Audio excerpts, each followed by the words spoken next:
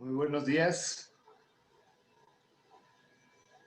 a todos y a todas las personas que nos acompañan el día de hoy a este segundo momento, a esta segunda etapa de nuestro tercer encuentro estatal de investigación e innovación educativa. El día de hoy vamos a dar inicio o a comenzar este evento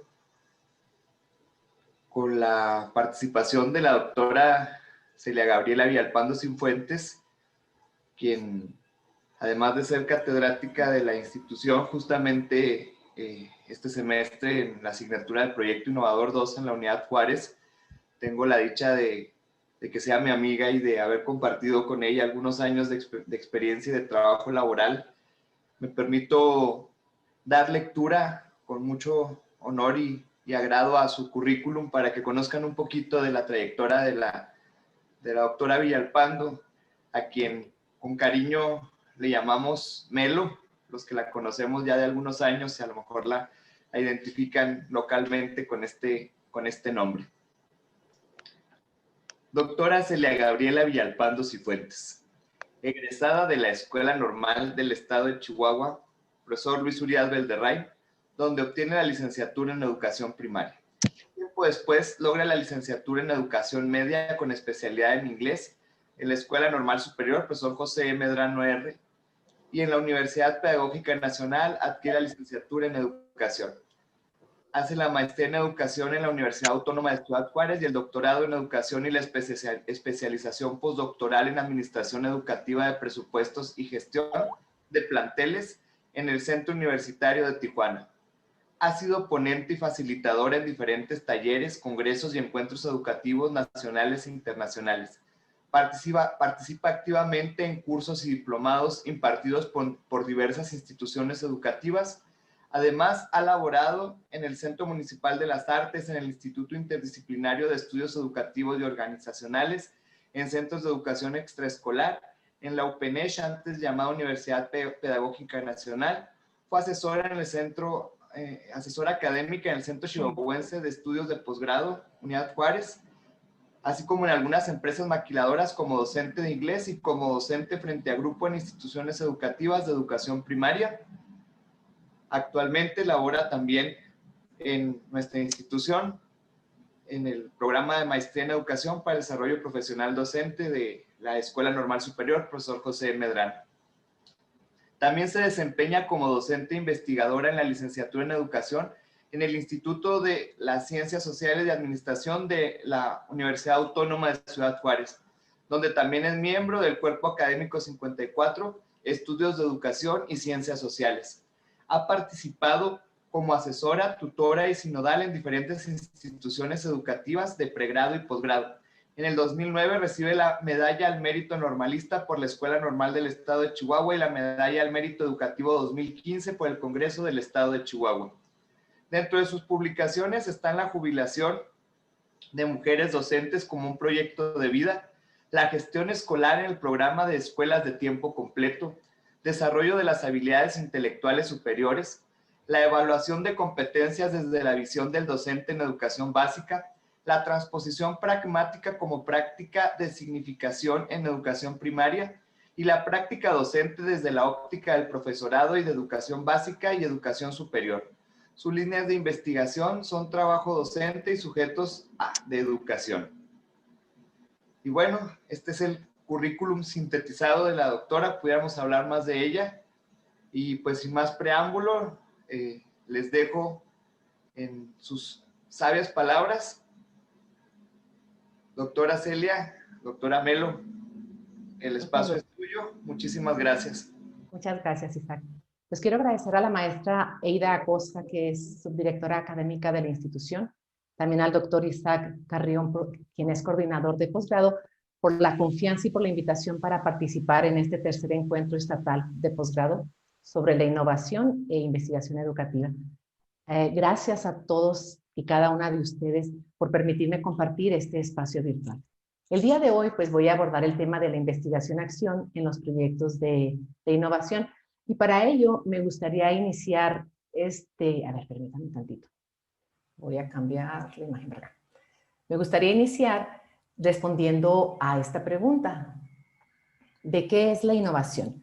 Bien, pues se entiende por innovación a todo la introducción de algo nuevo para producir algún cambio, pero no todo cambio puede ser una innovación. ¿Por qué? Pues probablemente ese cambio puede ocurrir gracias a alguna situación casual o de manera no deliberada, o también puede ser consecuencia de que existen cierto tipo de factores que van a intervenir para este cambio, pero que no tienen que ver con con la introducción que queremos realizar.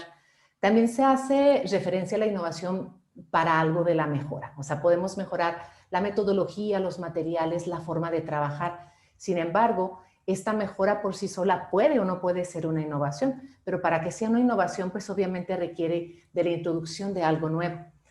En palabras de Salinas, en el 2008, la innovación nos indica que es esa serie de acciones que nos van a producir cierto tipo de cambio.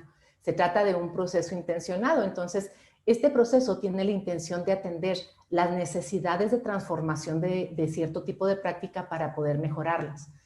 También nos dice el autor que cuando nosotros desarrollamos algún tipo de innovación, lo tenemos que sustentar con la teoría y con la reflexión que vamos haciendo a través de todo este proceso de intervención. Una de las características que tiene la innovación también es que, en palabras de Moreno, que no se trata como de un acto o no se trata de una actividad puntual que de manera directa nos vaya a causar algún tipo de consecuencia. Moreno nos dice que la innovación es un proceso y como tal requiere de la conjunción de hechos, de personas, de instituciones, de situaciones que en cierto periodo de tiempo van a desarrollar algunas actividades con la intención de poder alcanzar un objetivo o lograr la finalidad que nosotros queremos de mejora. Muy bien, entonces si nosotros hemos considerado o si se considera que la innovación es la incorporación de algo nuevo dentro de una realidad existente y donde esta última pretende ser modificada obviamente para ser mejorada, entonces ¿cómo podemos definir un proyecto de innovación? Pues bien, este proyecto de innovación viene siendo ese plan estratégico que va a suponer la creación y el diseño de nuevas ideas, de productos, de servicios que conllevan al desarrollo de cualquier área de la educación. Llámese currículum, evaluación, tecnología, convivencia, la organización de las instituciones y todo ello porque se pretende mejorar para la calidad del sistema educativo. Cuando nosotros estamos desarrollando algún tipo de proyecto de innovación, necesitamos tener en cuenta que requerimos de una estrategia de investigación bien establecida y que ésta sea relevante para los objetos o por los objetivos que estamos proponiendo dentro de nuestro proyecto de innovación.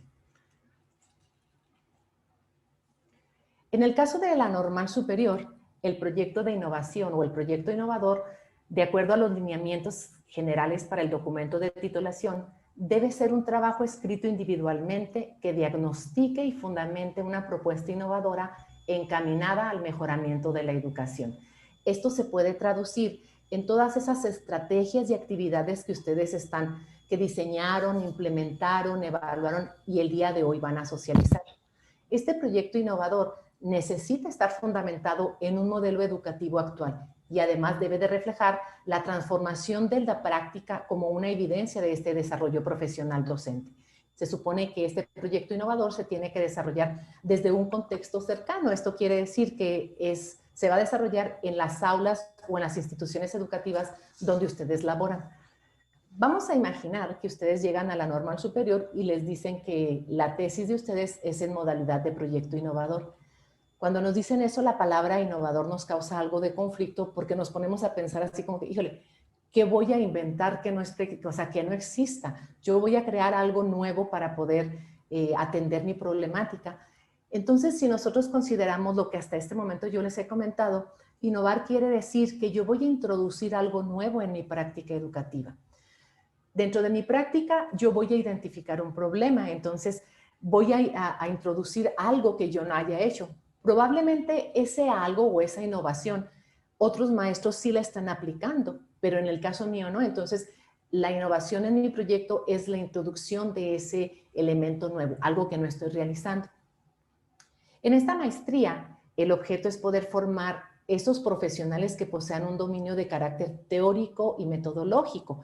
¿Cuál es la finalidad? Pues obviamente es poder contribuir a la mejora de nuestras prácticas.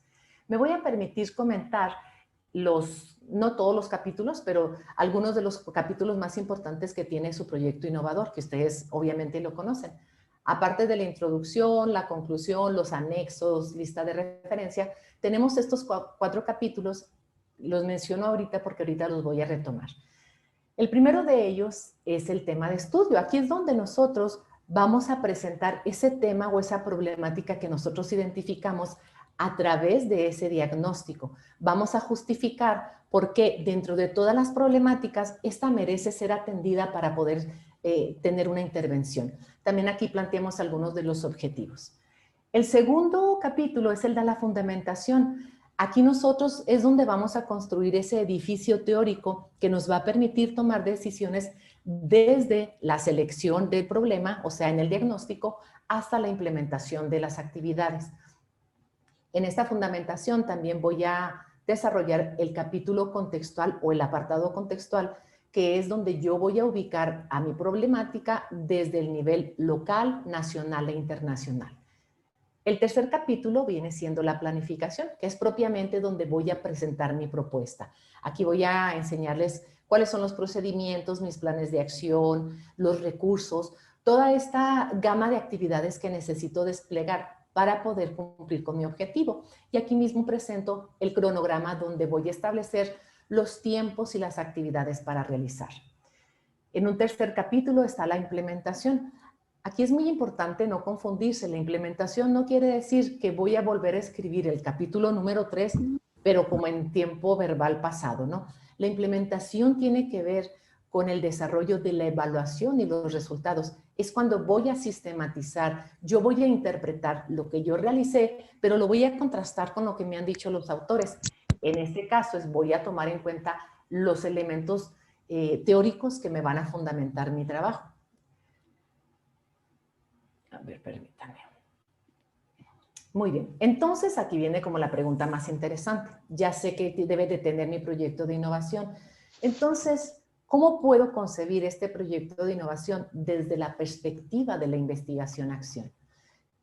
Primeramente, vamos a recordar que cuando yo hago un proyecto de innovación desde un modelo de la resolución de problemas, esto quiere decir que mi proyecto pretende buscar algo para ser mejorado. O sea, yo necesito mejorar mi práctica educativa.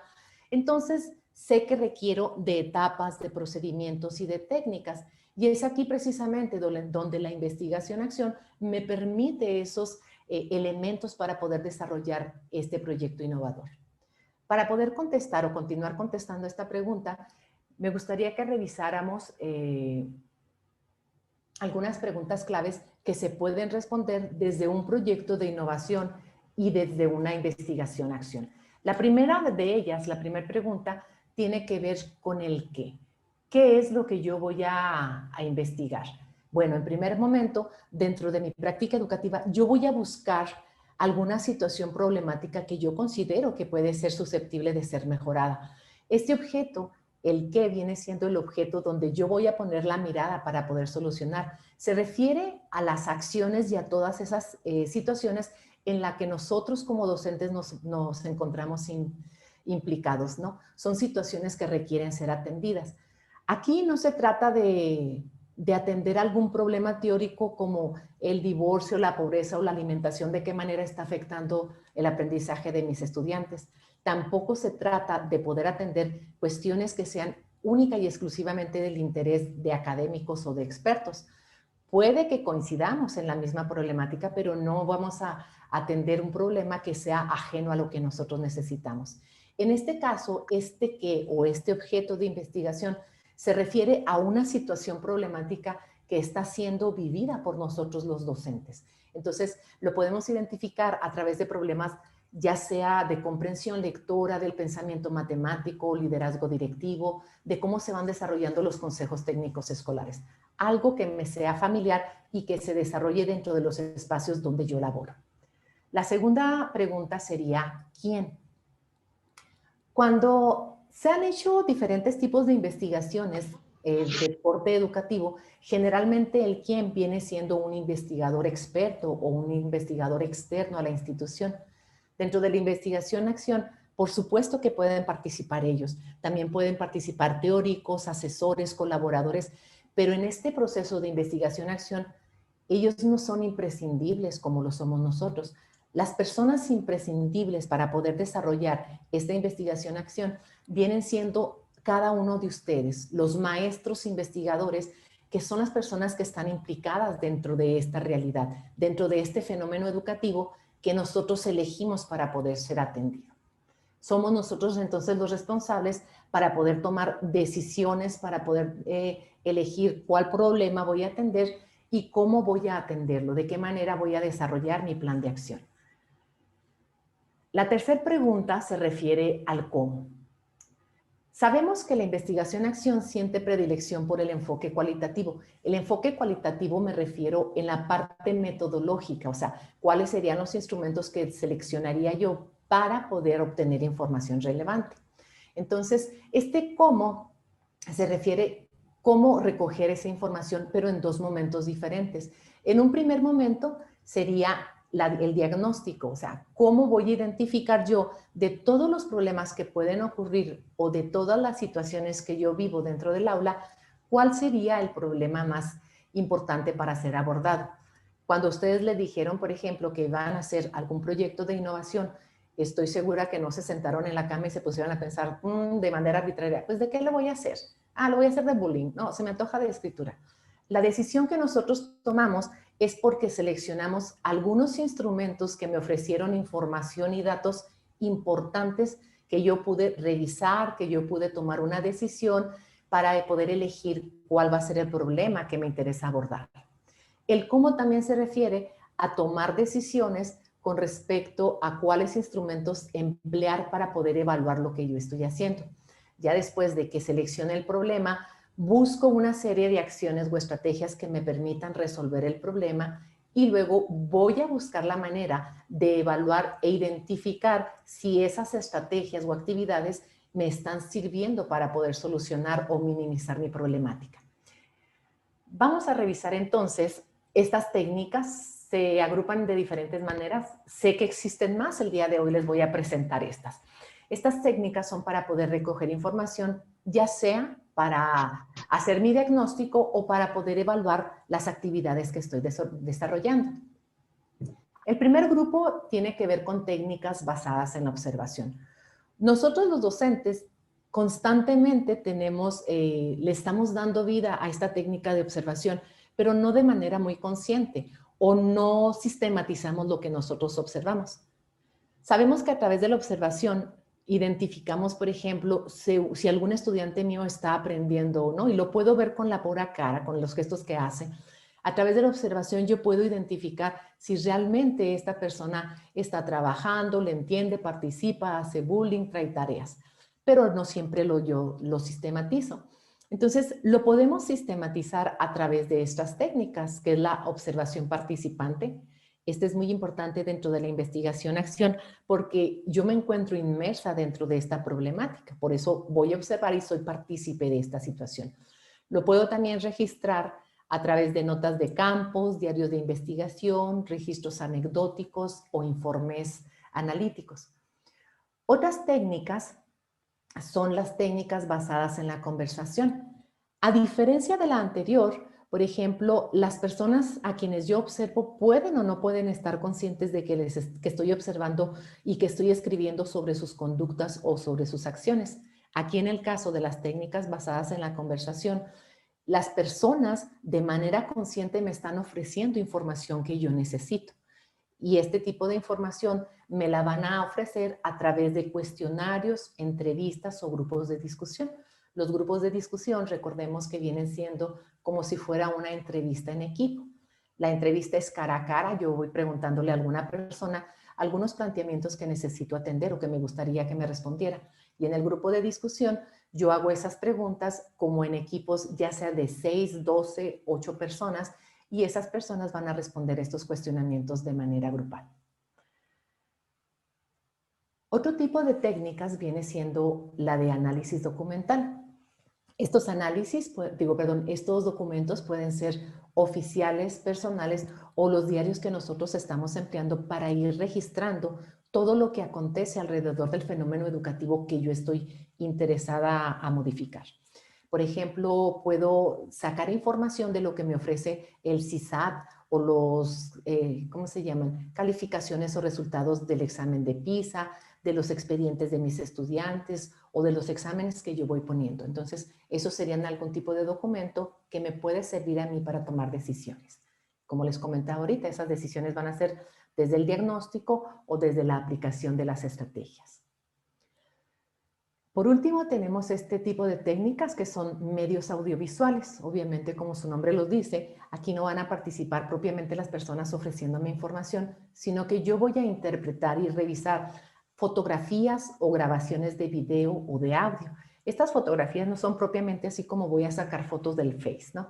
Son fotografías que yo puedo tomar a lo largo del proceso que estoy haciendo. Recuerden que esta investigación se hace dentro de mi cotidianidad. Entonces, voy tomando fotografías de algo que me interesa y las voy a ir analizando ya en la tranquilidad de mi hogar. La cuarta pregunta que les platicaba ahorita sobre las preguntas claves que pueden ser resueltas a través de del proyecto de innovación o a través de la investigación-acción es el para qué. O sea, ¿para qué quiero yo hacer una investigación-acción? Pues la finalidad última es poder mejorar mi práctica. Cuando yo voy mejorando mi práctica, esto me va a permitir comprender y mejorar esta comprensión de mi realidad, la comprensión de mi quehacer, que es lo que más me interesa. Aquí nosotros pretendemos mejorar nuestras acciones, nuestras ideas, nuestros contextos. Y esta mejora viene siendo este marco ideal que nos va a servir como puente para poder unir esta teoría y esta práctica. Y también nos va a permitir unir la acción y la reflexión. Estas dos palabritas, la acción y la reflexión, juegan un papel muy importante dentro de la investigación-acción. La acción viene siendo cuando yo voy a implementar todas y cada una de esas estrategias y actividades que me permiten solucionar mi problema. Y la reflexión es cuando yo me voy a poner en cada paso que estoy decidiendo, reflexionar para ver si estoy actuando de la manera correcta. Aquí me gustaría señalar que cualquier tipo de cambio no se justifica por sí mismo. Cuando vamos a hacer un cambio dentro de nuestra práctica educativa, necesitamos ser congruentes con los valores educativos. También todas esas decisiones que yo tome, los procesos, los fines, todo lo que yo voy a hacer tiene que ser compatible con las metas educativas. No es de manera arbitraria hacer un cambio. Necesito atender, por ejemplo, los aprendizajes esperados, los objetivos, los propósitos que tiene la educación en México. Ok, ya entrando bien ya en materia de lo que viene siendo la investigación-acción, vamos a recordar que este concepto se atribuye a Kurt Lewin en 1946. Ya para esta época él estaba motivado para poder mejorar la interacción en diferentes grupos sociales. Entonces él se puso a pensar en alguna estrategia que le permitiera, introducir y evaluar de manera ágil una serie de cambios que le permitieran llegar a esta mejora. Y es precisamente esa estrategia en la que pensó que el día de hoy más o menos conocemos como investigación-acción. Ya para 1995, McKernan entendía la investigación-acción como ese proceso reflexivo en el que nosotros, los profesionales de la educación, identificábamos alguna problemática con la intención de desarrollar un plan de mejora. Junto con ello venía su hipótesis de acción y luego se evaluaba. Eso es lo que nosotros conocemos como investigación-acción. Para poder comprender un poquitito más lo que es la investigación-acción, pues necesitamos saber lo que no es la investigación-acción en educación. Primeramente, no es lo que habitualmente hace un profesor cuando reflexiona sobre lo que acontece en su trabajo. Voy a poner un ejemplo. Imaginemos que yo estoy trabajando ahorita en educación primaria y tengo un alumno, Juanito, que no sabe multiplicar. Entonces yo pongo muchas actividades muy hermosas, imprimo algunas copias, se las llevo y él no sabe multiplicar. Me regreso a mi casa, me acuesto y no puedo dormir pensando qué hago para que Juanito aprenda a multiplicar. Ese tipo de reflexión no es investigación-acción. La investigación-acción tiene que ver con tareas sistematizadas y requieren la evidencia. Obviamente sí tengo que estar pensando y reflexionando sobre ello. Tampoco es una simple resolución de problema. Vamos nuevamente con Juanito Y ya voy al día siguiente con una de mis compañeras del mismo grado y le cuento, oye, fíjate que Juanito no sabe multiplicar.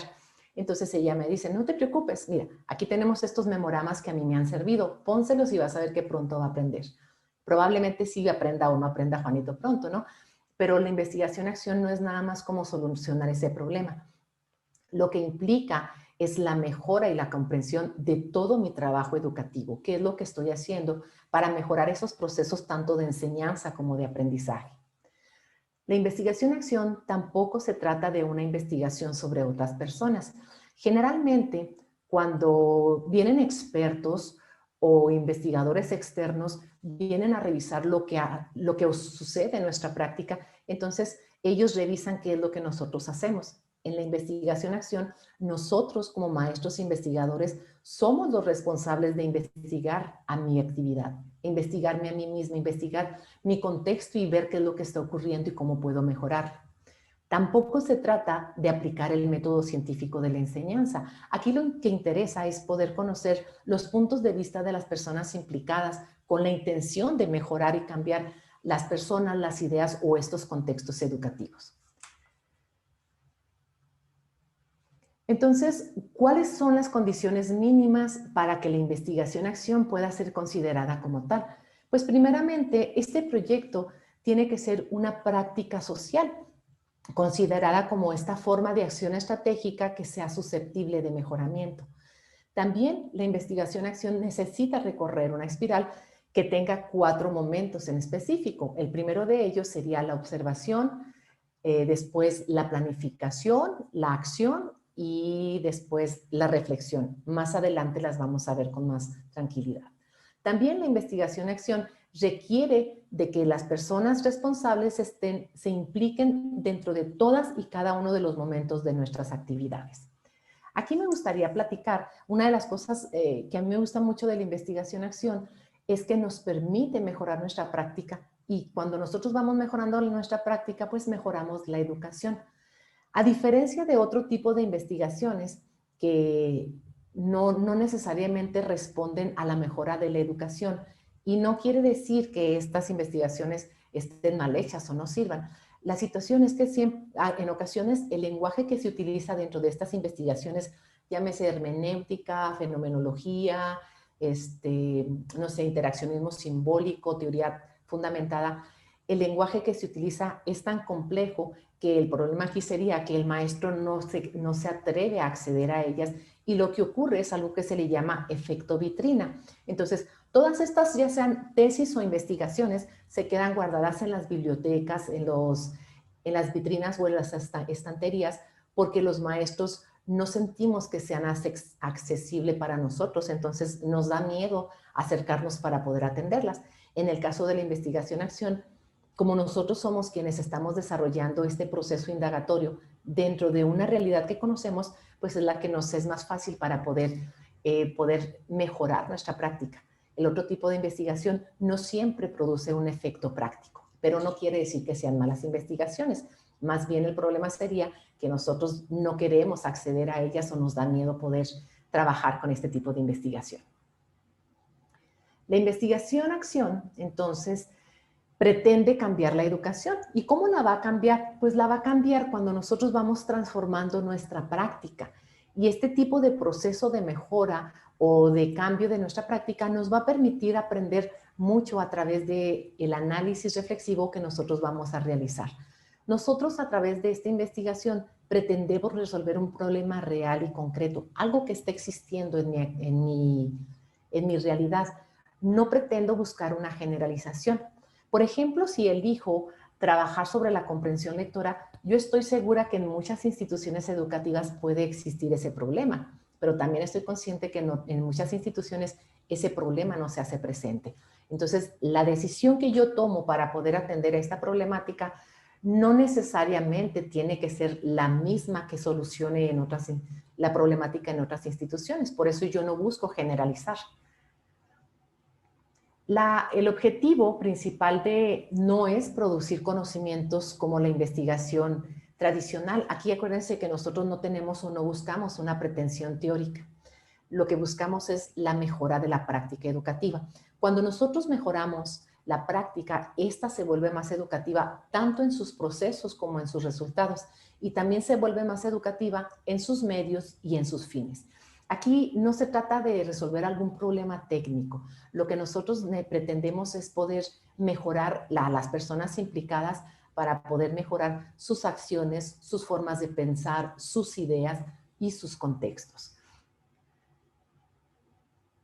Vamos a ver entonces, por ejemplo, cuáles son los fundamentos o los principios que rigen a la investigación-acción. En primer momento tenemos que el método de investigación está enteramente determinado por la naturaleza del objeto o fenómeno que se va a estudiar. ¿Qué quiere decir esto? Vamos a imaginar nosotros que yo voy a trabajar con una problemática en mi institución y a mí me interesa identificar qué es lo que sienten, lo que viven, lo que experimentan o lo que desean mis estudiantes. Me interesa conocer cómo están viviendo ese problema los maestros de mi escuela, mis directivos, los padres de familia. Entonces, el tipo de naturaleza de este objeto sería de naturaleza subjetiva, porque lo que interesa es conocer las experiencias personales. Entonces, si ya identifiqué que la naturaleza de mi investigación va a ser subjetiva, yo voy a buscar estrategias, técnicas, instrumentos y procedimientos que estén en sintonía con este tipo de naturaleza. Y por lo tanto, si es de naturaleza subjetiva, yo voy a buscar este tipo de elementos de corte cualitativo. Aquí recordemos que también podemos usar metodológicamente hablando elementos de corte cuantitativo, no hay ningún problema. El siguiente postulado nos indica que el problema de una investigación, al igual que su análisis e interpretación, plan de acción y evaluación, será descubierto y estudiado por el docente investigador.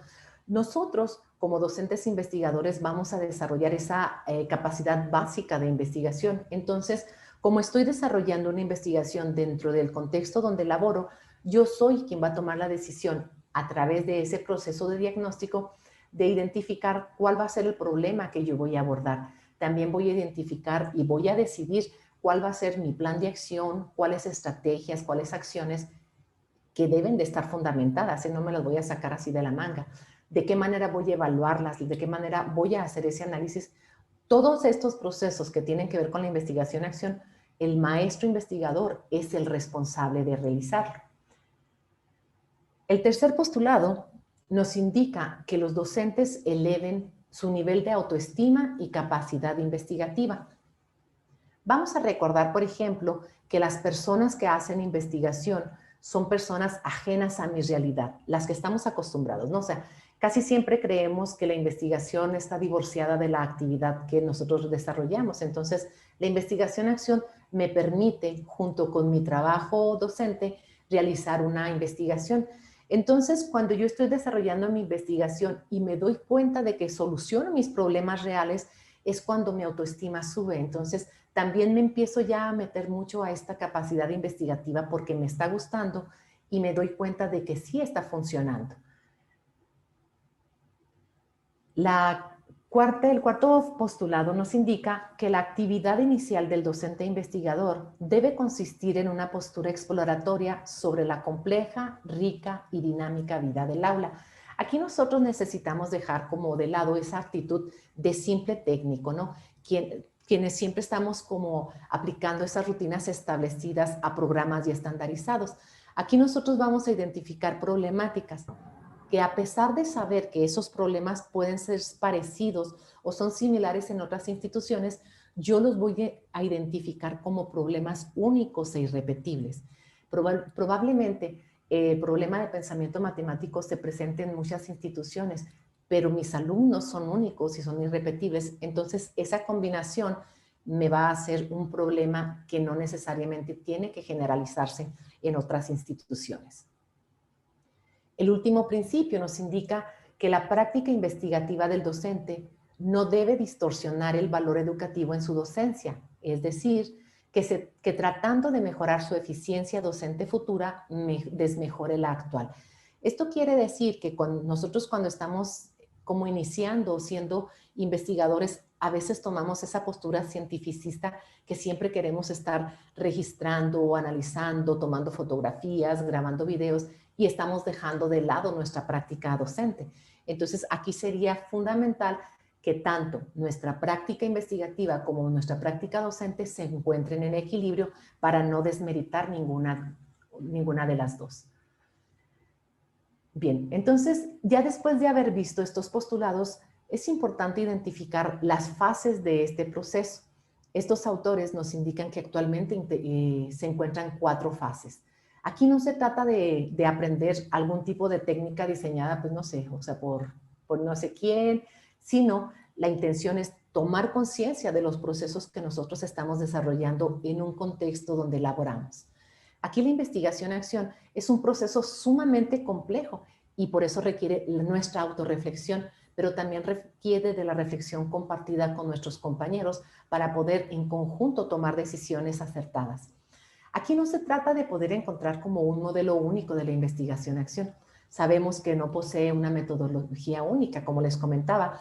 Tiene predilección por elementos de corte cualitativo, sin embargo, puede trabajar de manera armónica con elementos o técnicas de corte cuantitativo. Entonces, estas fases del proceso son las que me van a indicar a mí saber cómo le voy a hacer para hacer una investigación-acción. La primera fase viene siendo la fase de la observación. Aquí es donde se hace un diagnóstico y reconocimiento de la situación inicial.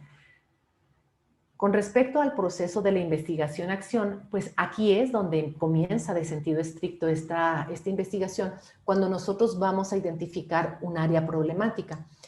Esta primera fase se relaciona con el capítulo 1 de nuestro proyecto de innovación. Recordemos que este proyecto de innovación en el capítulo nos indica que nosotros vamos a presentar la temática, vamos a problematizar qué es lo que está ocurriendo. Entonces, en la investigación-acción, en esta fase es lo mismo. Nosotros vamos a diagnosticar y a descubrir una preocupación. Yo voy a ir describiendo la dificultad que es, ya sea para mis estudiantes, cierto tipo de fenómeno educativo. Voy a describir el contexto donde estoy desarrollando este problema. Para ello también necesito formar una hipótesis de acción y puedo ir revisando mi hipótesis. Dentro de la investigación-acción podemos tener 2, 3, 4, 5 hipótesis de acción. No hay ningún problema. Y la puedo ir revisando. Tengo la libertad de cambiar esta hipótesis de acción en el transcurso de mi proceso de indagación. Sin embargo, también la puedo dejar como la puse desde el inicio. En esta fase, que es la fase de la observación, también voy a incluir el capítulo número 2 de nuestro proyecto de intervención. Este capítulo es el de la fundamentación, donde nosotros vamos a construir ese edificio teórico que nos va a permitir tomar decisiones. En esta etapa tiene que ver con la revisión documental. En esta primera etapa es la primera ocasión que yo voy a utilizar todos estos instrumentos de recogida de datos como los había platicado, ya sea la observación, las entrevistas, los grupos focales, la documentación. Toda esa información yo la voy a revisar y voy a tomar una decisión. Y esta decisión es la que me va a indicar cuál sería el problema. Sabemos que no tenemos únicamente un problema educativo. Entonces, yo hago este diagnóstico y describo cuál de todos los problemas sería el que merece mayor atención en este momento. Les comentaba que en esta etapa pues vamos a formular una hipótesis de acción y este es un elemento propio de la investigación-acción. Entonces, vamos a ver qué es esta hipótesis de acción. Viene siendo como si fuera un enunciado, y este enunciado nos debe responder la pregunta, ¿qué haremos para solucionar este problema? Este enunciado son diferentes tipos de acciones tentativas, cosas que podríamos hacer y que probablemente nos ayudaría a solucionar el problema. Viene siendo una propuesta que va a guiar nuestra investigación-acción y nos va a indicar estas acciones que nosotros necesitamos revisar. Aquí viene un ejemplo. La orientación individualizada en el acompañamiento y asesoría de los docentes de las instituciones educativas favorece el desarrollo de estrategias contextualizadas de la comprensión lectora, de textos, perdón. Cuando voy a hacer una hipótesis de acción, yo necesito tener bien claro 3 elementos. El primero de ellos sería la acción, o sea, ¿qué es lo que yo voy a hacer? Pues lo que yo voy a hacer es este tipo de orientación. Voy a desarrollar la orientación individualizada en el acompañamiento y asesoría. El segundo elemento sería quiénes son los beneficiarios o hacia quién voy a proyectar esa acción, quién la va a recibir. En este ejemplo sería los docentes de las instituciones educativas. Y el tercer elemento sería el cambio, o la mejora que voy a realizar. Entonces aquí sería que voy a favorecer el desarrollo de estrategias contextualizadas de la comprensión lectora. Cuando yo identifiqué, en este ejemplo, el problema, pues yo estoy identificando que existe un problema de textos. Entonces, yo voy a introducir algún cambio, voy a hacer algo que yo no estaba haciendo, por eso voy a producir una innovación en mi práctica docente. Esto de que dice aquí, la orientación individualizada en el acompañamiento y asesoramiento de los docentes. Probablemente yo como directora, yo no hacía eso, yo no hacía ese acompañamiento con mis colegas docentes y probablemente este nuevo cambio pueda favorecer para poder atender este tipo de problemáticas. Muy bien, entonces la segunda fase de la investigación-acción se llama planificación. Aquí tiene que ver con el desarrollo de un plan de acción críticamente informado para mejorar aquellos que ya está ocurriendo. Cuando hablo de críticamente informado, aquí yo estoy retomando lo que viene siendo el capítulo número 2 de mi proyecto de intervención, que es la fundamentación teórica. Muchos teóricos me van a hablar sobre mi problema, no sé si me van a hablar algo sobre actividades lúdicas, sobre material concreto. Entonces, estos autores me ofrecen cierto tipo de información teórica que es la que me va a permitir a mí seleccionarla y poner en acción lo que yo quiero. Entonces, este plan de acción viene siendo el capítulo número 3 de mi proyecto de intervención, que viene siendo la planificación. Este se podía traducir en acciones como pensar, decidir, planear. Y yo voy a responder a preguntas como estas. ¿Cuáles son los objetivos? O sea, ¿cuál es mi meta? ¿Qué debo hacer? ¿Por parte de quién? ¿Quién se va a responsabilizar? ¿Dónde hay que actuar? ¿Qué recursos se requieren? ¿Cuándo? Entonces, toda esta información me va a permitir a mí crear este plan de acción, esas estrategias que yo necesito para poder atender mi problemática. Y toda esta información también la voy a trasladar a ese cuadrito que nosotros conocemos como cronograma, donde ponemos todas las fechas, las estrategias, las actividades e indicamos cuándo la vamos a realizar, quiénes serían los responsables de ellas. La tercera fase se llama de acción, que es la actuación para poner el plan en práctica y la observación de sus efectos. Aquí es cuando yo le voy a dar vida a todas esas estrategias y actividades que yo diseñé. Es la ejecución del plan y la observación de su funcionamiento. De manera simultánea, yo voy a conectar la siguiente fase con esta de la implementación. ¿Por qué? Bueno, por ejemplo, si yo decidí hacer algún tipo de actividad, yo implemento esa actividad, pero al mismo tiempo yo voy a ir registrando. Probablemente se termina la actividad y le pido a mis estudiantes o a los papás o a los docentes que llenen algún cuestionario, que hagamos alguna entrevista. Entonces, yo voy a ir registrando y voy a ir tomando nota de lo que está ocurriendo. La intención es poder recuperar todo lo que está produciendo mi intervención con la intención de ver si está resultando. En esta parte sería el segundo momento en el que yo voy a utilizar las técnicas y los instrumentos de recogida de datos, llámese observación, cuestionario, entrevista, grupo focales, exámenes, expedientes, porque la intención es poder contrastar esto. Podemos hacer una triangulación. La triangulación es cuando yo voy a conectar con otra persona para contrastar lo que hemos registrado. La cuarta fase sería la fase de reflexión, que es el análisis crítico sobre los procesos y problemas que se han manifestado. En el caso de mi proyecto de intervención, este corresponde al capítulo número 4 de la implementación. Como les comentaba ahorita, ese capítulo se refiere a la evaluación y a los resultados que estoy obteniendo. Aquí, toda esa información yo la voy a evaluar, la voy a interpretar. Entonces, voy a identificar todos estos datos con la teoría, como les comentaba ahorita, me regreso nuevamente al capítulo número 2 de mi proyecto de intervención, recojo información que dijeron los autores. Por ejemplo, un autor me dice cierta cosa y lo voy a contrastar a ver si eso que me dijo el autor corresponde a lo que está ocurriendo en mi realidad. Entonces, si resulta que esa estrategia o esa actividad no me está funcionando, yo vuelvo a replanificar, o sea, vuelvo a hacer otro tipo de intervención para poder mejorar mi práctica. Recuerden que la investigación-acción tiene como fin mejorar mi práctica educativa, no es implementar actividades por implementarlas. Ok.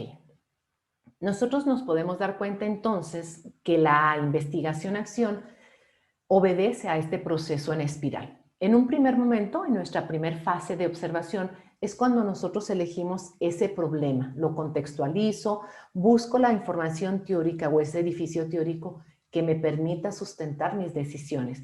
Hago mi hipótesis de acción y luego ya hago mi planificación. Quiere decir que organizo ese plan de acciones que voy a poner dentro de mi práctica educativa.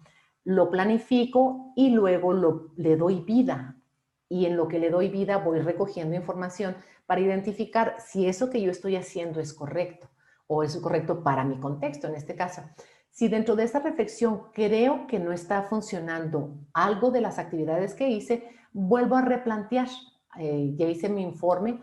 En mi informe sí puedo poner esto. O sea, esta actividad no me funcionó por esto y por esto otro. O sea, no quiere decir que si no me funciona, ya mi intervención no valió la pena. Entonces vuelvo a replantear y vuelvo a hacer lo mismo. Ese mismo problema que identifiqué, vuelvo a revisar los elementos teóricos para tomar decisiones, replanteo o reviso mi hipótesis de acción, diseño nuevamente las actividades, las implemento y luego vuelvo a revisar, hago esta reflexión. Entonces, esta es una espiral. No quiere decir que en todas las actividades tiene que ocurrir Probablemente en algunas de ellas aplico mis actividades, las evalúo y ya no necesito replantearlas porque probablemente sí solucionaron lo que yo pretendía. Muy bien, ya para concluir, pues vamos a recordar que la investigación-acción viene siendo esa investigación que esté interesada en resolver problemas concretos y prácticos dentro de nuestro trabajo, dentro de las aulas, dentro de las instituciones educativas. Entonces vamos a ver, por último, cuáles serían los beneficios de poder producir proyectos de innovación desde la investigación-acción. Bien, en un primer momento es añadir teoría y conocimientos. Aquí no tiene que ver con la pretensión teórica de generalizar lo que está ocurriendo en mi institución.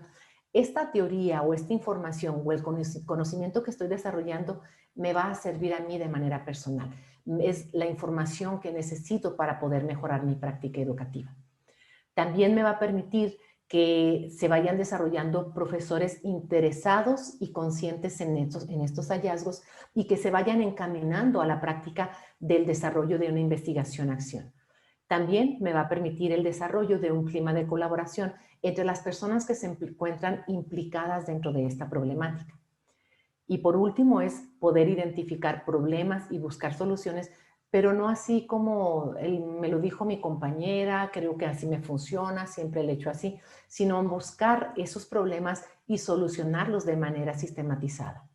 De manera personal, yo les quiero comentar, a mí me gusta mucho la investigación-acción, y me gustan muchas otras como la fenomenología, el interaccionismo simbólico, pero en el caso de nuestra práctica docente, la investigación-acción es muy amigable y es la que nos va a permitir transformar nuestra práctica educativa. Desafortunadamente tenemos como la cultura de que si voy a hacer una investigación es porque voy a obtener un grado ya sea de maestría o de doctorado. La investigación-acción debería desarrollarse dentro de nuestras prácticas de manera cotidiana. No son dos actividades completamente ajenas, la investigación y la docencia. Las podemos conjugar de manera armónica de tal forma que nosotros podamos mejorar nuestra práctica educativa. Y luego imagínense, si cada uno de nosotros pudiéramos abonar un granito en la mejora de nuestra práctica, evidentemente la educación en México sería mucho mejor. Por mi parte es todo, les agradezco muchísimo darme la oportunidad de este espacio virtual con ustedes. Nos vemos ahorita en las mesas de trabajo. Muchísimas gracias. Muchas gracias. Doctora, no te me vayas. Nos quedan por aquí algunos 10 minutitos para que nos puedas reflexionar, ayudar a reflexionar un poquito más con algunas preguntitas que son frecuentes, ¿no? Cuando nos inmiscuimos en el trabajo, en la investigación, acción. Muchísimas gracias, como siempre, excelente en tus disertaciones y en todo lo que haces. Ahorita nos comentabas acerca de la interpretación y síntesis de los datos. Si lo empezamos a vincular un poquito, como muy acertadamente lo hiciste al comienzo, con los elementos o las partes en las que está dividida las tesis en modalidad de proyectos de innovación, viene el capítulo de implementación y con él el análisis de datos. Sabemos que hay diversidad, ¿no?, de técnicas también instrumentales para el análisis de datos, la triangulación, la teoría paralela, etc. ¿Cuál nos recomendarías tú que de estas técnicas para la interpretación y síntesis de datos nos pudiera funcionar mejor al momento de hacer este análisis de los hallazgos que obtenemos en nuestra investigación-acción? Yo pienso que la investigación-acción es muy personal. Álvarez Galló habla sobre el análisis de datos y no existe, si tú revisas en la literatura, una estrategia idónea para ello y mucho menos dentro de los trabajos que se hacen de corte cualitativo. Creo que ese es el talón de Aquiles de todos los maestros en todo momento, ¿no? Me acuerdo que en alguna ocasión hice alguna investigación relacionada con la evaluación de competencias y el mayor problema era los maestros sí podían registrar todo, o sea, lo hacían a través de expedientes, hacían entrevistas, grupos focales, todo, buscaban la información, la tenían y ahí era donde el problema, donde no sabían cómo se podía hacer esa interpretación. Existe la triangulación. La triangulación viene siendo el elemento que cientifiza la parte de las investigaciones cualitativas, que es muy criticada por la parte cuantitativa, ¿no? Entonces, no existe en lo personal una estrategia única. Tiene que ver con cuál te acomoda a ti, con cuál te acomoda más. No me acuerdo ahorita el autor que decía que esta parte es el umbral del dolor. Es la parte más difícil cuando nosotros hacemos una investigación, una evaluación o una intervención, porque no sabemos cómo acomodar todos los datos. Y es más difícil cuando se trata de una investigación de recoger datos de corte cualitativo, porque por ejemplo en la parte cuantitativa pues podemos hacer gráficas, algún diagrama, pero en lo cualitativo cada quien tiene una opinión diferente con respecto al mismo fenómeno educativo. Entonces, como es tan personal, cada persona requiere de ver cuál es la que le funciona de mejor manera. Las que mencionan valen la pena y son buenas, pero si tú no las sabes usar, pues de nada te va a servir, ¿no? Entonces, tiene que ver con tu capacidad y tu habilidad investigadora, más que todo, pienso yo. Muy bien, gracias. Dentro de las técnicas e instrumentos, ¿no?, que nos plantean un abanico pues muy amplio, la investigación-acción, tú mencionaste el diario. Por lo regular, desde que tenemos una formación docente inicial, el diario es como que nuestra técnica favorita, por así decirlo, y muchas veces impuesta. ¿Consideras que, por ejemplo, es factible al mencionar los hallazgos, poner extractos de estos diarios, de estos registros anecdóticos? Porque a veces nuestros maestrantes dicen, es que esto lo tengo en el diario, y decimos, bueno, es que te puedes citar a ti mismo dentro de tu diario en los trabajos. ¿Qué nos puedes platicar respecto a esto? Sí, por supuesto que sí. Vamos a poner como la analogía del capítulo número 2 de la fundamentación en el proyecto de intervención. En esa parte nosotros vamos a construir nuestro edificio teórico y vamos a tomar fragmentos de lo que dice un autor y lo citamos, lo escribimos exactamente. Y en este caso, pues necesitamos atender a diferente tipo de indicaciones, ya sea si son una cita de más de 40 palabras o menos de 40 palabras, poner comillas y todo esto. En el caso de la interpretación, nosotros vamos a poder recoger información o las palabras de las personas que nos ofrecieron, ya sea en una entrevista, ya sea en mi diario de campo. La voy a citar, la voy a escribir tal cual, porque esa es como si fuera una cita textual, pero es una cita o es un elemento importante para poder hacer esa interpretación. Y creo que sí debe de venir. Por ejemplo, si yo hice una entrevista, y eso me hace como a veces risa, y entrevistamos a una madre de familia, nosotros necesitamos escribir. Si la información que ella nos ofrece nos sirve para poder hacer la interpretación, la podemos poner tal como lo escribió ella. Si, por ejemplo, si contestó, no, neta, pues es que neta no le entendí nada, es que estuvo muy gacho. Así, tal como lo escribió ella, nosotros lo vamos a poner. Y necesitamos poner una palabra clave, esas claves, huesos, códigos los vamos a generar nosotros como investigadores para identificar quién dijo eso. O sea, nosotros tenemos, así como en la cita textual ponemos el autor, el año y la página, aquí nosotros podemos poner algún código que hicimos anteriormente a la interpretación que diga si fue una entrevista, parte del diario, una observación, para poder identificar. Muchos ponen la fecha, ponen el nombre, ponen una inicial con un subíndice, entonces eso también es muy personal. Esta es una de las bondades que tiene la investigación-acción, que permite tomar decisiones personales. No hay como un esquema donde todos debamos de seguir, como podría ser en una investigación tradicional de corte cuantitativo que tiene que obedecer al marco, al método científico. Aquí no, nos da la libertad de poder manejar esa información de manera que no sea como fácil para nosotros. Ok, muchísimas gracias. Voy a cerrar con una última pregunta, más que pregunta, solicitar dentro de tu experiencia estas recomendaciones. A veces tenemos por ahí las dificultades de que cuando estudiamos algún posgrado, pues estamos naturalmente trabajando con nuestro grupo, nuestras cargas administrativas propias del nivel o del grado que tengamos. ¿Cómo podemos hacer para que no nos sea una carga extra la investigación-acción, ¿no? Porque a veces lo vemos como una imposición y no vemos las bondades que esta tiene dentro de nuestra propia praxis, o sea, la forma en que la podamos conjugar, que la podamos hacer como ese binomio al cuadrado que nos resulte un trinomio cuadrado perfecto, ¿no? Una analogía matemática. Esa respuesta me encantaría conocerla. No. Por ejemplo, a diferencia de que en el caso de los estudiantes tienen que presentar un documento, este documento es para poder obtener un grado de maestría y ese documento requiere de cierto tipo de formalidad, ¿no? Los capítulos, la introducción, los anexos, acomodado que cierto tipo de letra, tamaño, párrafos. En el caso, si nosotros llevamos a desarrollar la investigación-acción dentro de nuestra labor, no necesitamos seguir como ese formato. Necesitamos atender los cuatro fases, ¿no? La primera de ellas es hacer el diagnóstico. Ese diagnóstico yo puedo escribirlo en Word como yo quiera, con la letra que yo quiera, pero necesito utilizar todos los documentos que sean, por ejemplo, información de CISAT, los exámenes, los trabajos de los niños, toda esa información yo la reviso como maestro, haga o no haga investigación-acción.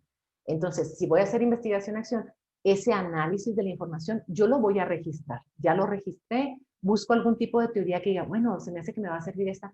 Y no necesariamente necesito desarrollar un capítulo que diga fundamentación. Voy a leer. Mucho del problema de los maestros es que no tenemos ese hábito lector. O sea, muchos terminamos la licenciatura y ya con eso nos quedamos, ¿no? No volvemos a leer. Y ese es un problema muy grande. Y ustedes lo han visto porque batallan para poder redactar. Y se batalla porque no tenemos esa comprensión lectora y es muy limitado nuestro vocabulario. Entonces, volviendo acá. Si yo voy a hacer investigación-acción dentro de mi aula, no voy a desarrollar un capítulo que se llame fundamentación.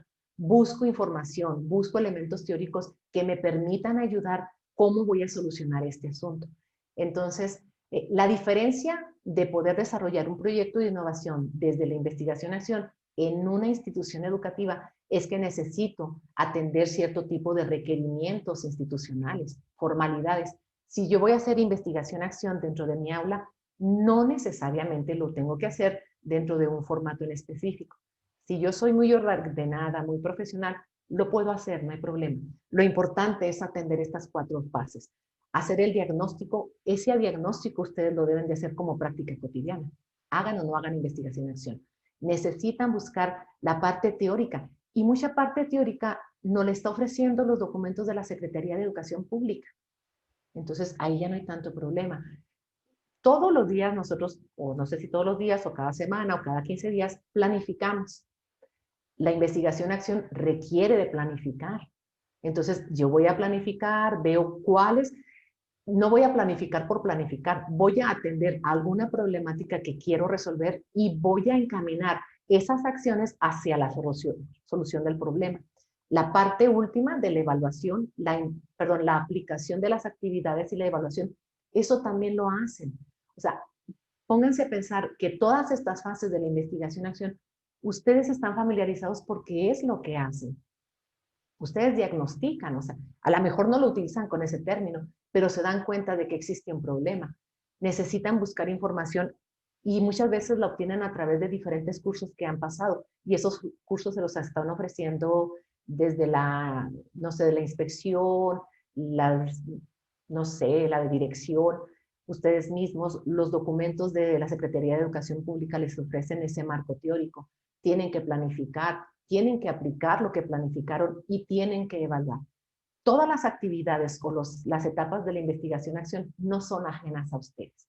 O sea, hacen investigación-acción, nada más es que no lo sistematizan, no lo están registrando.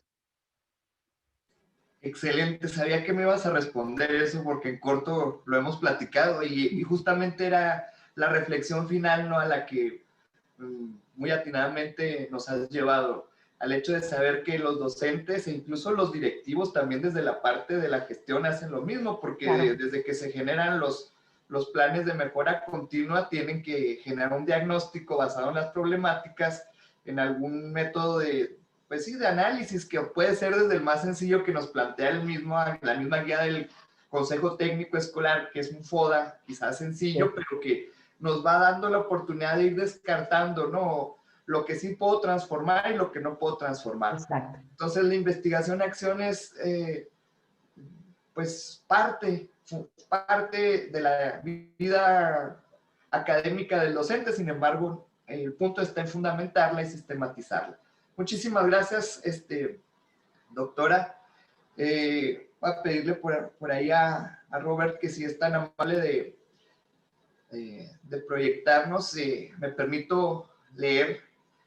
Dice: la Escuela Normal Superior Profesor José Medrano R. otorga la presente constancia a la doctora, ahí tenemos un error, perdón, dice Cecilia, es Celia, ahí ahorita le hacemos la corrección pertinente, Celia Gabriela Villalpando Cifuentes, por su participación como conferencista magistral con el tema la investigación-acción, el desarrollo de proyectos de innovación en el marco del Encuentro Estatal de Posgrado sobre Innovación e Investigación Educativa, realizado de manera virtual por esta institución educativa el 11 y 12 de diciembre. Chihuahua, México, hacer del magisterio una forma de servir a México, firma su directora académica.